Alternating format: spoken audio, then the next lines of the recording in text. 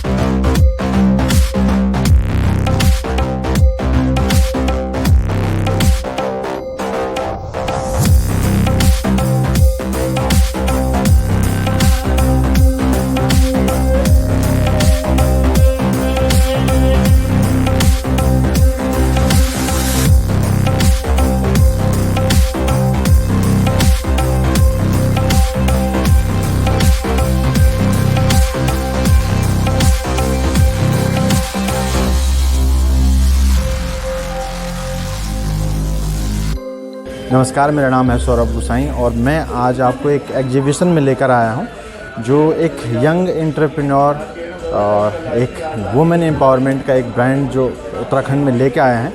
मैं उनके सामने आपको लेके जा रहा हूं, उनसे मिलवाता हूं आपको। आइए। तो आप हैं कीर्ति रावत। ठीक है, मैं प्रोनाउंसिएशन थोड़ा सा मेरा कीर्ति को लेकर थोड़ा हुआ है। तो कीर्ति, बताइए, एग्जीबिशन आपने 3 दिन का लगाया है, इसका बताइए क्या क्या है आपके एग्जीबिशन में? जी, तो ये एग्जीबिशन हमने इसलिए लगाया है, हम एक नई ब्रांड लॉन्च कर रहे हैं। उत्तराखंड की ब्रांड है ये, हिमालयन थ्रेड्स, जिससे हमने लिखा भी है rooted in the culture of Uttarakhand. So इसके जो सारे वैल्यूज़ हैं वो सारे उत्तराखंड बेस्ड हैं। सो हम जो भी उत्तराखंड स्टेट के लिए कर सकते हैं वो इसका विजन है और वैल्यूज़ हैं ब्रांड की। तो हमने ये एग्जीबिशन लगाया है औरा किचन एंड स्पिरिट्स में। 3 दिन का एग्जीबिशन है ये। हमने ये 26 तारीख को शुरू किया और 27-28 आज आखिरी दिन है इस एग्जीबिशन का। सो हमने इसमें पिरूल के प्रोडक्ट्स लॉन्च किए हैं जो कि हमने ये पिरूल के हैं। पिरूल आप सबको पता होगा, पाइन नीडल्स भी बोलते हैं अंग्रेज़ी में। पहाड़ों में बहुत हुआ जाता है, हर जगह इसके पेड़ हैं, पत्तियां सारी ज़मीन पे गिरती हैं और फिसलन का कारण बनती हैं, काफ़ी नुकसान होता है। फॉरेस्ट फायर्स लगती हैं गर्मियों में, उससे चिंगारियां होती हैं तो पूरे जंगल पे आग लग जाती है और बहुत नुकसान होता है हमारा। तो हमने सोचा इसका ये क्राफ्ट थी पाइन नीडल्स, जो पहले से क्राफ्ट है लेकिन इस पर इतना फोकस नहीं किया गया है कि कैसे हम इसको लार्ज स्केल पे कर सकते हैं और इसका कितने उपयोग हम कर सकते हैं। तो हमने ये पहल शुरू की इसलिए कि पहाड़ों में पहले तो ये जो वेस्ट है उसको हम यूटिलाइज़ कैसे बेस्ट तरीके से कर सकें।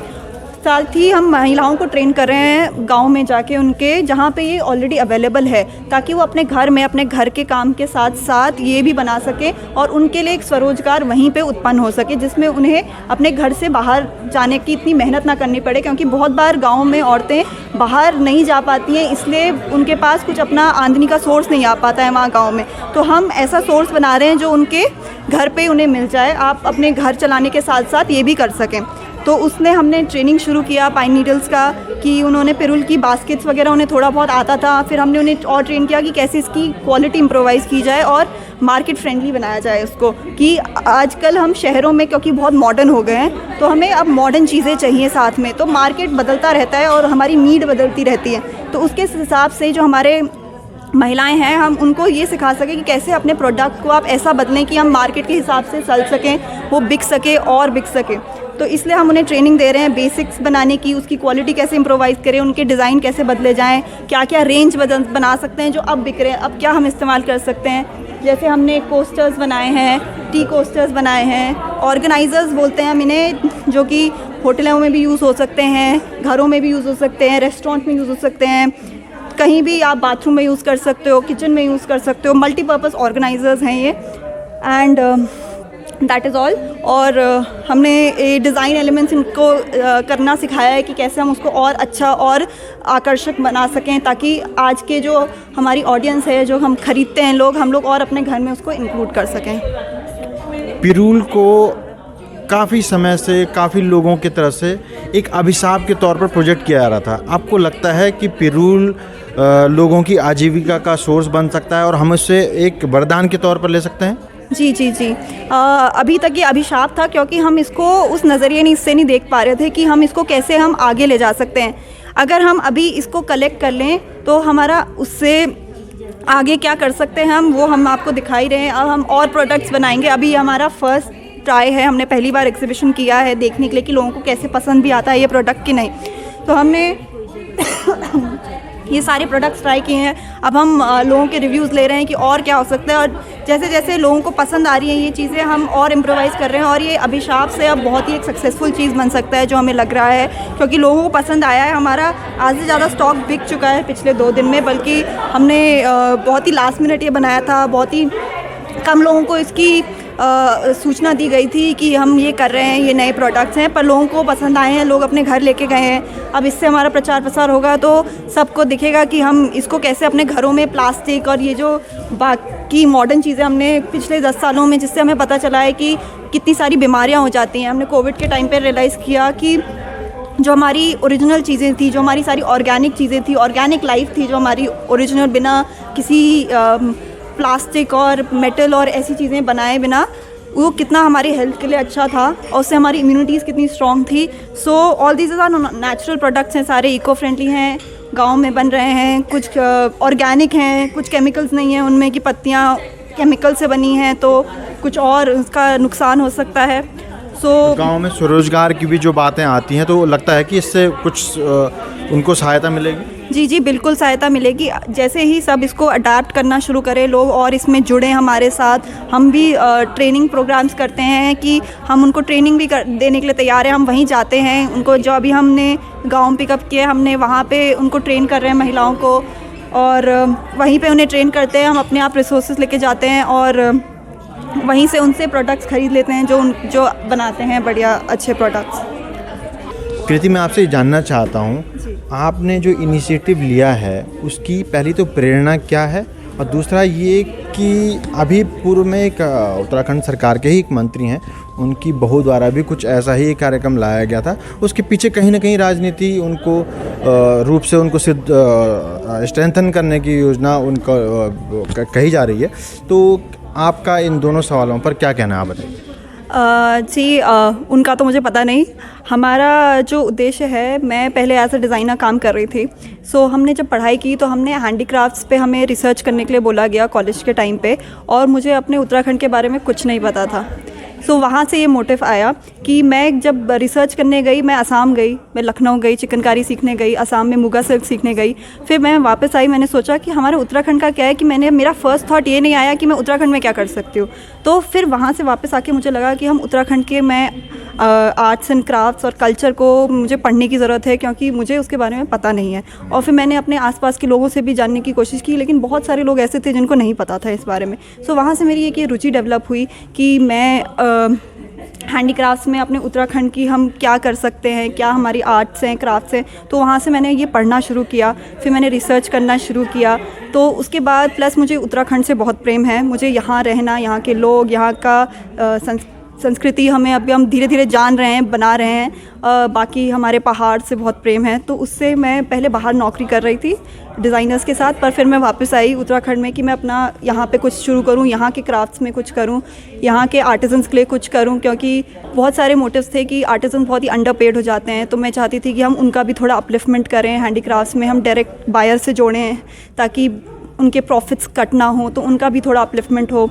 तो बहुत सारे ऐसे विजन्स थे। तो फिर साथ साथ वो एक के बाद एक हमने रिसर्च मैंने शुरू किया पहाड़ों में जाके। फिर मैं हंस फाउंडेशन के साथ काम कर रही थी अल्मोड़ा में 2 साल तक।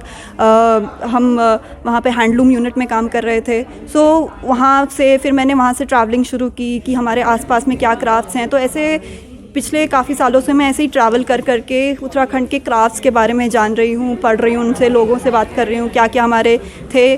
तो ऐसे गाँव में जा जा के वो एक प्रेम बन गया है उस चीज़ के लिए। और इसलिए हम अब आगे हमने सोचा अब हम ये ट्राई कर ही लें, और ऐसे ऐसे आगे हमारे हिमालयन थ्रेड्स का यही है कि हम और भी जो उत्तराखंड बेस्ड आर्ट हैं, जैसे एपन है, एपन के बारे में आप काफ़ी लोगों को पता है, उसके से हम कैसे लोगों की आमदनी जनरेट कर सके। बाकी अदर क्राफ्ट्स है, रिंगाल की बास्केटरी हो गई, वुड कार्विंग हो गई, टमटा क्राफ्ट है, ये सारी हमारी उत्तराखंड की पुरानी पौराणिक आर्ट्स एंड क्राफ्ट्स हैं जो पिछले बहुत सालों से उत्तराखंड ने, आई थिंक मुझे ऐसा लगता है कि लोगों ने वो चीज़ दूर रख कर दी अपने से, और इसलिए अब मेरा वो है कि हम अपनी एक आइडेंटिटी बनाएं, उत्तराखंड में क्या है इसको हम एक आइडेंटिटी बनाएं और हम खुद एक्सेप्ट करें पहले, और फिर ये बाहर पूरे देश और इंटरनेशनली हम इस चीज़ को फैलाएं।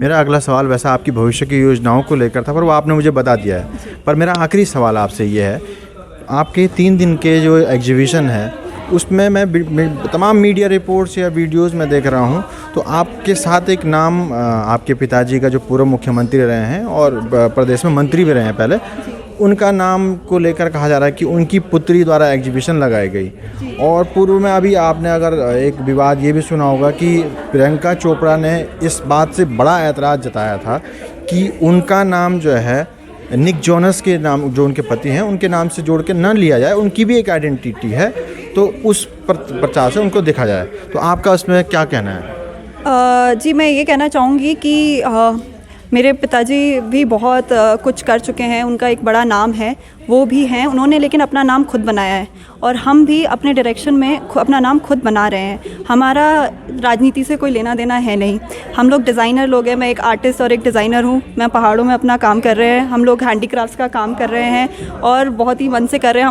हमारी पूरी टीम ये सब कर रहे हैं।